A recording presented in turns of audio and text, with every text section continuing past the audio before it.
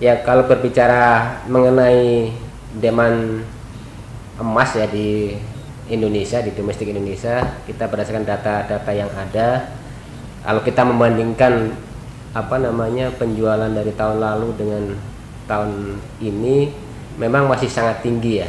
Artinya demand pasar terkait emas batangan utamanya adalah masih sangat tinggi.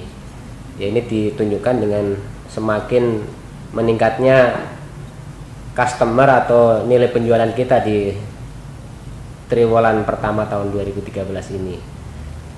Dan memang ini artinya dalam memenuhi kebutuhan pasar tersebut ya, secara kapasitas produksi kita sendiri kita masih kurang, makanya kita juga melakukan pembelian emas dari luar ya, dari perusahaan lain untuk memenuhi kebutuhan pasar tersebut gitu.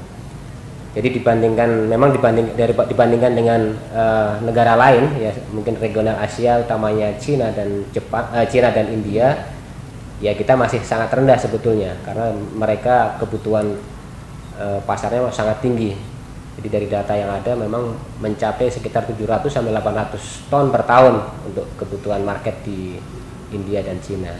Oke, kita punya tahun ini kita punya target penjualan untuk emas logam mulia itu sekitar 5 ton 600 kilo dalam 1 tahun.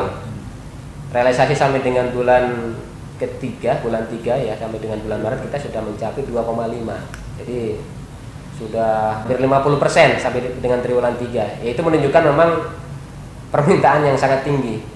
Apalagi dengan kondisi sekarang mungkin harga dianggap pada posisi turun, jadi itulah kesempatan customer untuk membeli emas di logam mulia.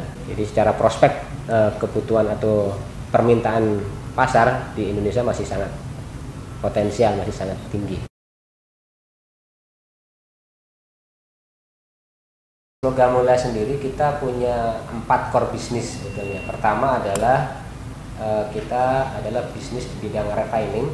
Jadi kita menerima order dari perusahaan lain, bullion atau dore yang kita murnikan menjadi emas yang 94 kali. Di samping itu kita juga berbisnis mengenai manufaktur. Jadi ada emas yang dari perusahaan lain juga yang sudah mempunyai kemurnian yang tinggi, kita lakukan ya pemurnian dan juga kita cetak menjadi emas batangan yang berlogo logam mulia. Di samping itu bisnis core bisnis yang lain kita adalah trading. Kita menjual emas baik secara retail maupun ya kita bekerja sama dengan company lain gitu. Dan satu lagi bisnis kita adalah melakukan assay, yang kita melakukan jasa analisa. Misalnya tadi ada perusahaan lain yang punya emas dilakukan analisa di Antam, kita melakukan bisnis itu.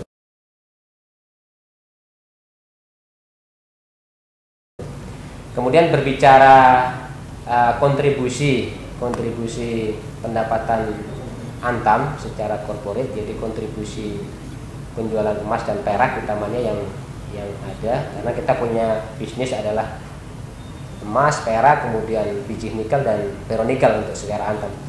Berdasarkan data keuangan tahun 2012, kontribusi dari emas dan perak itu sekitar 40% dari seluruh pendapatan Antam.